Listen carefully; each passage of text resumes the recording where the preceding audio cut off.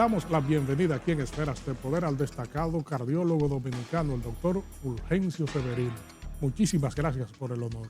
Bueno, gracias a ti. Para mí es un honor, como siempre, pues que me invite a tu programa y saludar a los amigos y amigas televidentes. Así es que estoy a tus órdenes para ver cómo contribuimos con la población en todos los temas que sean de mi competencia y que tú consideres que puedo ayudar a mejorar la vida de la gente. Doctor, en estos días se necesita mucha mejoría, sobre todo en el plano de la salud. La propagación del COVID ha registrado un nuevo giro. Se denomina la cuarta o quinta ola, con la variante Omicron, que aunque presenta baja letalidad, sí se manifiesta con una alta positividad. ¿Cómo usted ve todo este asunto a principio de año? Pero tú sabes que nosotros los médicos tenemos una mirada diferente a quienes no son médicos. Y en ese sentido, en el caso mío en particular, considero que es errática lo que vi que dijo el presidente de la República. El COVID no es leve. Tal vez el término más adecuado, el que usa la OMS, que es menos severo. Porque una enfermedad que produce un 2 por cada 1,000 personas contagiadas de hospitalizaciones no es leve. Algo es leve cuando no hospitaliza.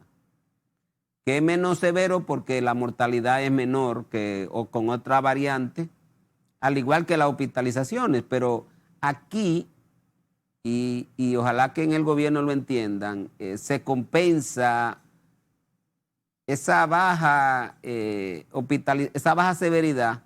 Entonces es compensada por una alta incidencia, es decir, por una alta contagiosidad.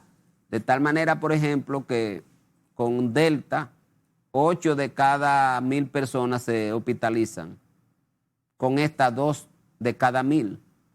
Pero resulta que Delta contagia en un 50% menos que Omicron. Y eso quiere decir que nosotros pudiéramos estar avanzando hacia una crisis hospitalaria de mantenerse la tendencia de más de 5,000 casos diarios.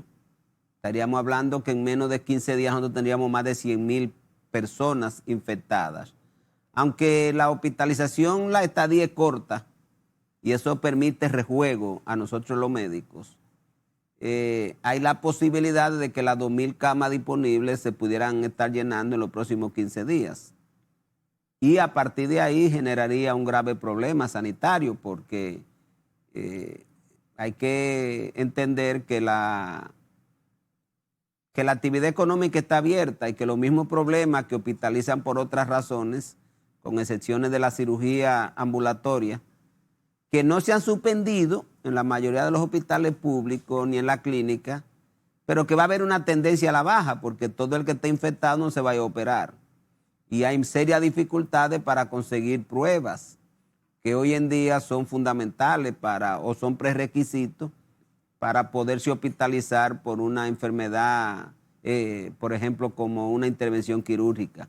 Pero lo que quiero enfatizar es que estamos en un momento, desde el punto de vista de la incidencia de la enfermedad, bastante significativo, sería el término más adecuado.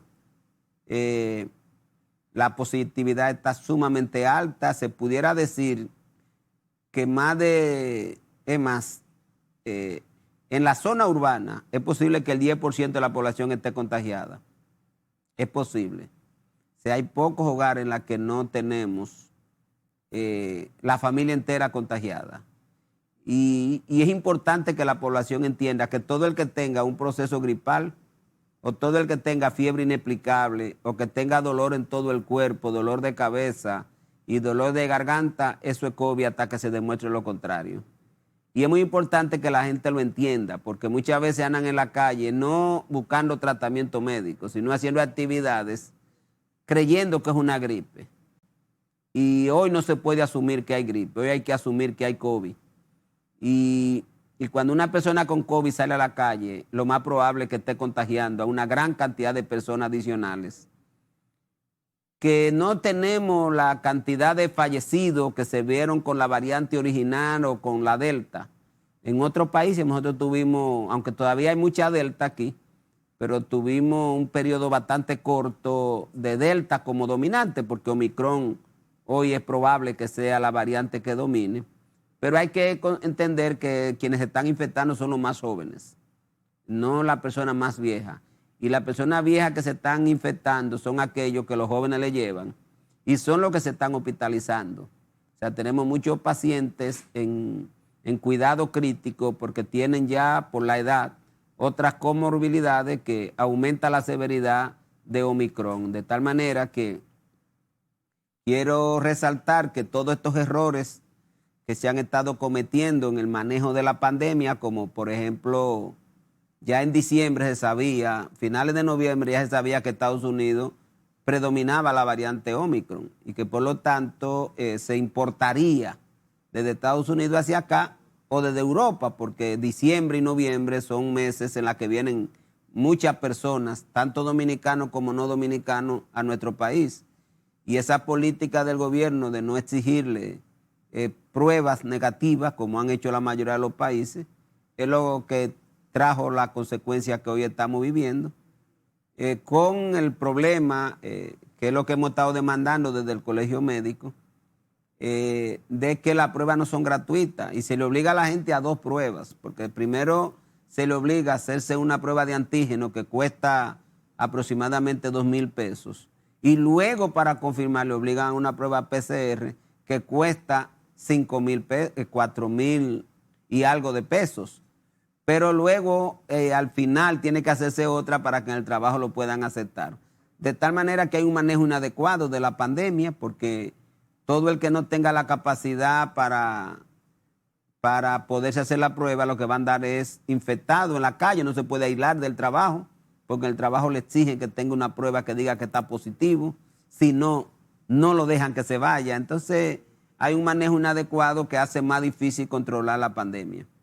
Este proceso requiere una gran colaboración, tanto de las autoridades como de la ciudadanía. Vemos que las medidas protocolares que todavía están vigentes, algunos ciudadanos, muchos ciudadanos, no se proveen de sus mascarillas, no se la ponen como ha de ser en estos tiempos de pandemia, y frecuentemente se violan los protocolos, tal como el distanciamiento, y en materia de higiene también por parte de la ciudadanía. ¿Cómo usted conjuga estos factores frente a esta situación? Bueno, es que lo primero era hacer todos los esfuerzos, como han hecho los del sudeste asiático, que están más cerca de África que nosotros. En el sudeste asiático, la variante Omicron ha sido... hay pocos reportes en el sudeste asiático. En los países donde está predominando esta ola es en aquellos países donde los gobiernos son indiferentes frente a la pandemia y han decidido que las medidas restrictivas que se ha demostrado que son las únicas que funcionan, porque tú ves hoy que hasta las vacunas resultan ineficaces para la variante Omicron. O sea, aunque tú estés vacunado, tienes la posibilidad de infectarte.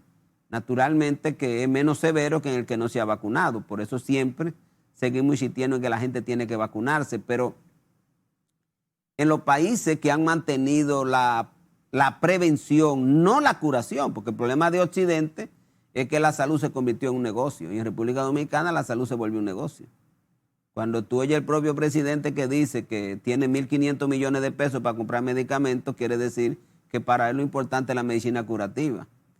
Y eso es un error en términos de política sanitaria, porque no hay enfermedad que no produzca muerte, no existe. Desde una gripe, Omicron, quien sea, todas las enfermedades producen muerte. Por eso la esencia de la salud pública es evitar que la gente enferme, porque por exitosos que sean todos los tratamientos que tenemos, ninguno es efectivo en el 100%. Entonces, ese privilegio de la salud curativa es porque se considera que la salud es un negocio, porque eso implica comprar medicamentos que benefician a la industria farmacéutica, no a la población. tú calculas la cantidad de personas. En este país es una desgracia enfermarse e incapacitarse. Yo te lo digo porque uno como médico lo vive todos los días. Una gente te dice que le den, que lo incapacite, y esa incapacidad va a la CISARRIL. Primero le dan el 60% de lo que debería ganarse, no le dan el 100%. Y en segundo lugar se lo dan hasta en 8 meses. Entonces, para una gente pobre es una desgracia que tiene que comprar medicamentos, va a ganar menos y se lo van a pagar tardíamente. Entonces, como que todo es en contra de la gente que trabaja, de la gente más humilde. Por eso uno insiste tanto que lo fundamental es evitar que la gente enferme. Y la única posibilidad de infectarse, la única, es con políticas públicas que beneficien a todo el mundo. Porque si yo voy a un restaurante y hay un infectado, ¿cómo yo voy a tener una mascarilla yo lo que estoy bebiendo y comiendo? No hay forma. Entonces, cuando tú quieres mantener la economía abierta, entonces tú restringes que el virus te llegue desde el exterior. Y aquí no se ha hecho absolutamente nada de eso. Hoy estamos viviendo una situación sumamente difícil. Si a mí me hubiese tocado dirigir, hubiese prohibido todas las actividades nocturnas. Todas, porque hay que controlar en algún momento. Porque puede llegar un momento en el que, a pesar de que las hospitalizaciones son menores que en Omicron y que la mortalidad es menor, que en Delta, pero la cantidad que se produzca puede hacer que el hospital entre en crisis. Yo te voy a decir en la experiencia de nosotros, todos los días es recibiendo médicos que están contagiados, porque muchos médicos no han salido de circulación porque las pruebas no estaban tan fáciles, porque tenían que pagarle, entonces ya a un centro de salud pública donde se están haciendo la prueba gratis, la fila es larga, tú puedes durar hasta 8 horas en una fila para poder recibir una prueba, y a eso agrégale que si no lo tiene probablemente salga infectado, porque es una aglomeración bastante importante que te pone en riesgo aún el que no lo tiene. De tal manera que estamos en una situación que uno desearía que esto pudiera cambiarse la forma de cómo se está manejando. Nosotros tenemos todavía demasiada gente que no está vacunada, que quiere decir que la posibilidad de controlar la pandemia es más difícil, porque independientemente de que Omicron logra escaparse de los anticuerpos que generan las vacunas, no en toda la población ocurre así, pero sí hay una parte importante de la población vacunada que es infectada. Pero en el que no está vacunado, la seguridad de que se va a infectar es casi en el 100% de la vez, y nosotros apenas tenemos un 52% de la población que tiene vacuna full. Entonces, es una situación un poco precaria y habría que recomendarle a la gente que por lo menos la gente se atenga de visitar lugares donde ponga en riesgo la vida y la salud, porque aunque Omicron, vuelvo a insistir, no es una variante tan severa como las anteriores, no se puede minimizar, porque te puede mandar a un hospital, y una vez tú entras a un hospital y si te manda un ventilador, las cosas ya no dependen solamente de Omicron, sino que depende del propio ventilador, que tú no te contagies con otras bacterias, con otra cepa que no sea necesariamente la viral, y termine en un desenlace no favorable. Entonces, hay que cuidarse. Entonces, como tú señalabas antes, en este momento la mascarilla y el distanciamiento es no estar en los lugares donde no haya que estar. Ese es el distanciamiento que hay que tener hoy, porque el contagio es tan amplio que en cualquier lugar que tú estés hay posibilidad de que te contagies. Regresamos en breve con esta interesantísima comparecencia con el destacado cardiólogo dominicano, doctor Fulgencio Severino. Por eso tenemos tantos médicos que han fallecido por COVID, porque el dominicano, a diferencia de en otros países, no depende de los procedimientos, sino que al dominicano le gusta interactuar y hacer un examen físico con los pacientes que tienen COVID. Y cualquier...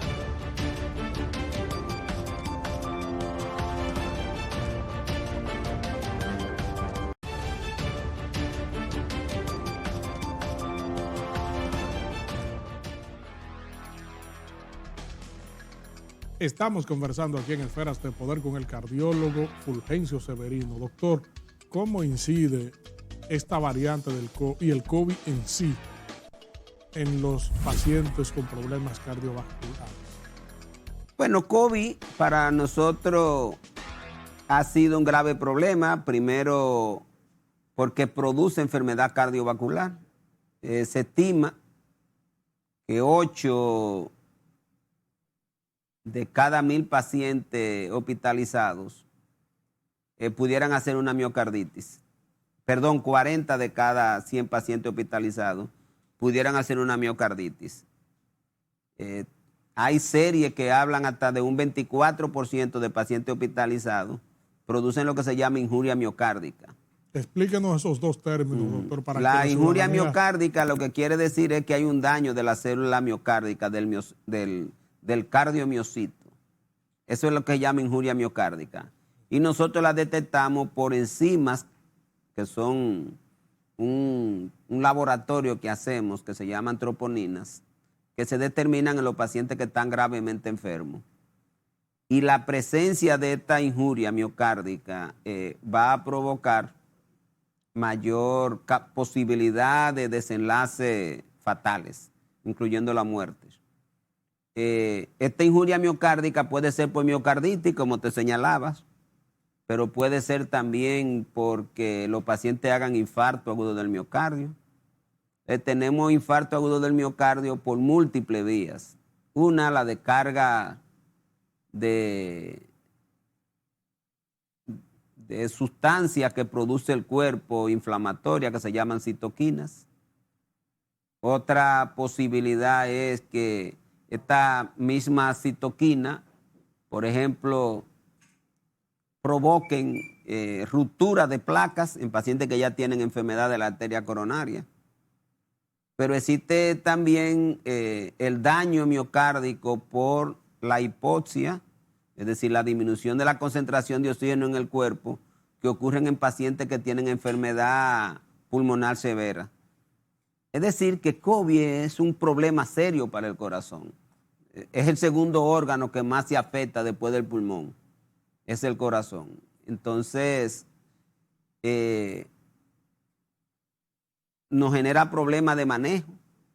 ¿Por qué? Porque COVID entonces nos pasa a nosotros en el Hospital Salvador Begotier. Si nos llega un paciente con COVID, que somos un hospital con especialización en tratamiento de pacientes en cardiología, hay que trasladarlo a un hospital de COVID donde no hay esa especialización. ¿Entienden? Entonces, hoy hemos mejorado las capacidades de tratamiento. Por ejemplo, en principio de la pandemia, los pacientes que hacían infarto, no se le podía hacer cateterismo, hoy se le hace ya con mucha seguridad. Entonces, es decir, que hemos ido aprendiendo. Por eso cuando yo escucho hablar de la baja letalidad, es que hemos ido aprendiendo mucho en República Dominicana de cómo manejar la pandemia. A eso se le agrega que el dominicano es muy dado a compenetrar con su paciente. O sea, el dominicano se arriesga. Por eso tenemos tantos médicos que han fallecido por COVID. Porque el dominicano, a diferencia de en otros países, no depende de los procedimientos, sino que el dominicano le gusta interactuar y hacer un examen físico con los pacientes que tienen COVID. Y cualquier otro paciente, y eso uno lo ve, por ejemplo, con personas que vienen de Estados Unidos, donde los médicos prácticamente no le ponen la mano. Aquí no ocurre eso, aquí el médico es muy entregado a chequear los pacientes. Entonces, ese es el primer problema que hemos tenido. Hay un segundo problema que hemos tenido, que es la miocarditis por COVID, por vacunas. Menos abundante, estamos hablando de 2 a 8%. Así, de 2 a 8 por cada 1000 personas tratadas, por cada millón de personas tratadas. Excúsenme que el de miocarditis también es 40 por millón de pacientes infectados que hemos tenido con COVID vacunados. Entonces, aunque la gente importantiza mucho la vacuna, la miocarditis por vacuna no es tan frecuente como es la miocarditis por la enfermedad. Y en segundo lugar es ligera, aunque hemos tenido pacientes que probablemente se queden con miocarditis definitiva. La miocarditis es una inflamación de todas las células del miocardio. Todas se inflaman. Y por lo tanto el corazón no se contrae adecuadamente. Y al no contraerse, tú caes en un cuadro que se llama insuficiencia cardíaca, porque si el corazón no se contrae, no puede bombear la sangre y entonces al resto de tejidos y órganos no le llega la sangre suficiente con el oxígeno y los nutrientes suficientes que tiene que llegar con un corazón funcionando adecuadamente. Y esas son gente que se cansan mucho, se les dermatizan las piernas, respiran con dificultad, ¿entiendes? Entonces, hemos vivido con ese tipo de problemas. La pericarditis, que es otra inflamación de la membrana que cubre el corazón, la hemos visto, pero menos frecuente. Es decir, que las condiciones más frecuentes que hemos visto, en primer lugar, son los síndromes coronarios agudos, que pueden ser un síndrome coronario agudo por una causa que no es producida por COVID, pero complicado con COVID. O puede ser, y así también lo hemos visto, pacientes que tienen un síndrome coronario agudo, que es una enfermedad de la arteria coronaria aguda, que los pacientes se quejan de mucho dolor en el pecho intenso, que es provocado totalmente por COVID. Y como le dije, segundo problema que hemos tenido es el tema de la miocarditis producida por el COVID, y ya hemos tenido miocarditis también secundario a la vacuna. O sea, que se pudiera decir que son los tres grandes problemas que hemos tenido con COVID. Un cuarto problema que hemos tenido ya en sentido general es el manejo de pacientes que tienen enfermedades del corazón pero que tienen COVID. Muchas veces estamos, por ejemplo, viendo un paciente en la sala y de pronto tiene una fiebre, le hacemos la prueba de COVID, está positivo. Él estaba interno por problemas del corazón, pero tenía concomitantemente COVID. Ya eso nos complica mucho el manejo, porque como te señalaba, esos pacientes son trasladados, en el caso de nuestro hospital, a un centro donde no tiene la capacidad para atender a los pacientes con enfermedades cardíacas igual que nosotros. Ha sido muy difícil manejar la pandemia en el mundo entero, pero de manera particular en República Dominicana, porque aquí no hay armonización, aquí se toman decisiones ligeras. O sea, los gerentes del sistema de salud en República Dominicana toman decisiones universales, pero no particularizan. Desde el punto de vista de decir, bueno, vamos a traer a este paciente con una enfermedad del corazón que está infectado por COVID, pero lo que predomina es la enfermedad del corazón, vamos a mandarlo a un centro que tengan capacidad para atender la enfermedad del corazón. Entonces, esos pacientes la mayoría de las veces terminan fallecidos. Doctor, ¿eso significa entonces que se han disparado los problemas cardiovasculares a una cifra muy alta a raíz de la entrada de la pandemia? Al menos la mortalidad sí, se disparó en medio de la pandemia, porque tuvo una primera etapa en la que todos los servicios de cardiología estaban prácticamente vacíos, que fue cuando el gobierno decretó el cierre en el primer trimestre, marzo, más o menos marzo, mayo, junio, por ahí, que fue cuando ahí prácticamente todos los servicios de cardiología estaban vacíos y la consulta. La gente se metió en su casa y esto pone en evidencia que los problemas del corazón son más frecuentes con la población en actividad, es decir, estresada. Ya en estos tiempos, pues sí, ya tenemos los pacientes en condiciones normales asistiendo a todos nuestros centros, pero como te señalo, cada vez que se nos contagia uno, pues ese paciente aumenta la probabilidad de muerte. Por eso en el 2020, patologías que teníamos mortalidad entre un 8 y un 10% se nos dispararon a más de un 20% la mortalidad, porque o se contagiaban con COVID y morían por la enfermedad, pero ya contagiados con COVID, o simple y llanamente eran trasladados a otros centros donde no tenían toda la competencia adecuada porque eran especializados en COVID. O sea que la población ha tenido un exceso de mortalidad que varía mucho. Tú sabes que aquí los datos son muy cuestionables porque hay poca, como la búsqueda de los datos, se cometen muchos errores.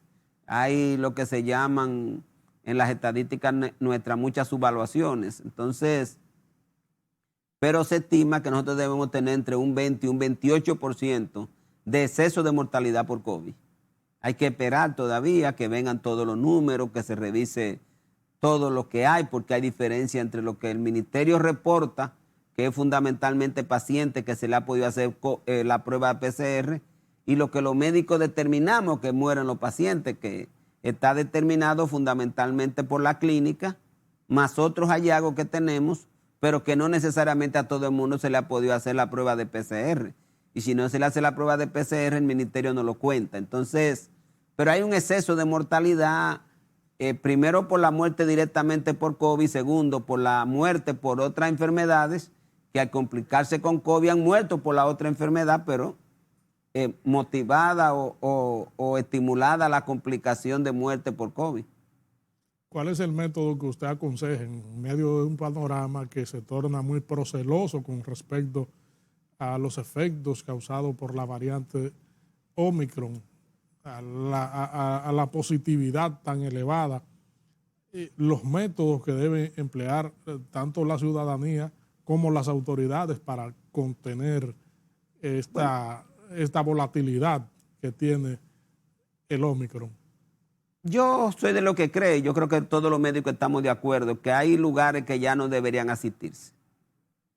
Por ejemplo, asistir a lugares en los que usted tenga que estar comiendo y bebiendo, no tiene justificación en este momento. De toda la discoteca y los restaurantes deberían estar cerrados. Y tienen que entender, uno intenta comprender lo que pasa con estos negocios, pero hay que entender lo que vale la vida. Y cualquier vida que podamos salvar vale más que todo el dinero del mundo. Para quien el dinero es lo fundamental, y más si no pone en riesgo la vida personal de él y su familia, pues entonces presiona para seguir ganando dinero. Pero este es un momento de mucho sacrificio para todo el mundo. Todos hemos perdido. Ahí los médicos hemos perdido mucha capacidad de trabajo. Yo todavía no me he recuperado del COVID. Yo nada más voy 3 veces a la semana al consultorio, que iba todos los días. Y hay que entender que estamos en una situación de una emergencia sanitaria en la que hay que hacer un esfuerzo por salir bien. Y salir bien fundamentalmente no es si la economía dominicana tiene 20 pesos más o 20 pesos menos. Es si podemos evitar que la gente fallezca. Porque un país que no cuida a su gente dejó de ser un país. Se convirtió en un mercantilismo parecido a todos los negocios sucios, que no importa cuánta gente mueran por ganar dinero. Entonces, a mí me parece que desde el punto de vista de la política pública, lo fundamental sería, más que la vacuna en este momento. ¿Por qué? Porque la variante Omicron afecta a todo el mundo. Naturalmente que hay que seguir impulsando la vacunación. No con el esquema que tiene el Ministerio de Salud Pública, me parece que es inadecuado, porque no se puede presionar a que el que tenga 2 tenga 3 o 4, cuando usted tiene un 48% de la población que no tiene ninguna. Entonces, como que lo correcto sería seguir impulsando la vacunación de 2 y que la gente se ponga 3 y 4 voluntariamente, estableciéndose que son seguras, porque la función del ministerio es decir que ponerse 3 y 4 son seguras. Pero lo fundamental es hacer que todo el mundo se vacune, porque el grave problema que hemos tenido es que mientras haya gente que no esté vacunado, siempre vamos a tener el virus circulando. Y entonces todas las vacunas tienen un periodo de vencimiento. Cuando yo digo un periodo de vencimiento, estoy diciendo un periodo que pierden eficacia. Entonces nos vamos a poner 80 vacunas. ¿Me entiendes? O sea, vamos a estarnos vacunando cada 6 meses. O sea, esto hay que estudiarlo, el efecto que vamos a tener con vacunas cada 6 meses. Entonces, como que llega un momento en que ese no puede ser el elemento fundamental de la política pública. La política pública tiene que seguir siendo las medidas no farmacológicas, las medidas restrictivas para poder controlar el brote o la ola en la que estamos sumergidos. Y naturalmente la población, señores, que cada quien tiene que hacer un esfuerzo por cuidarse, porque si usted es trabajador o trabajadora y se infecta, ya empezó perdiendo. Primero, porque no le va a pagar su empleador. Segundo, porque quien le va a pagar es la CISARRIR a los 8 meses, porque es un acto de irresponsabilidad de la CISARRIR y del Consejo, de que a una gente que esté enfermo le paguen 8 meses después de haber enviado la solicitud. Y el tercero es que le van a pagar el 60% de lo que les debió haber tocado trabajando normal. Entonces la población empieza perdiendo con el simple hecho de contagiarse. En segundo lugar, el país pierde, porque en la medida que más gente deja de trabajar, te voy a calcular, al ritmo que vamos, en 20 días tenemos 100,000 personas. 100,000 personas que dejan 10 días de trabajar es un 30%. Estaríamos hablando de salario promedio de República Dominicana son 27,000 pesos en la seguridad social. Estaríamos hablando de 9,000 pesos. 9,000 por 100,000, ya tú estás hablando de 900 millones de pesos.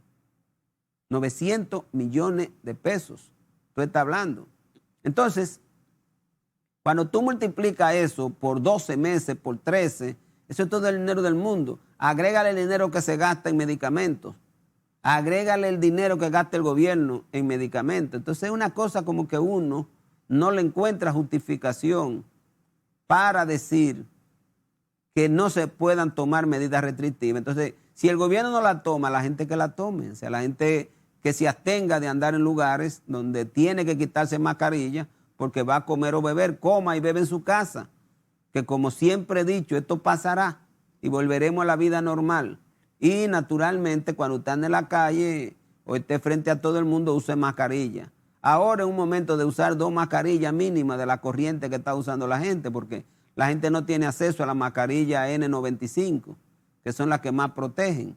Entonces, sería importante que la gente usara hasta 2 mascarillas, pero que se cubra la boca y la nariz, porque ahora uno ve que la gente nada más se cubre la boca, se deja la nariz abierta. El virus entra por la boca y por la nariz, pero por lo demás entra por la nariz. Doctor, agradecemos su amable comparecencia aquí en Esferas de Poder para ilustrar a la población acerca del panorama que presenta el COVID y sus variantes. Esferas de Poder siempre será un canal abierto.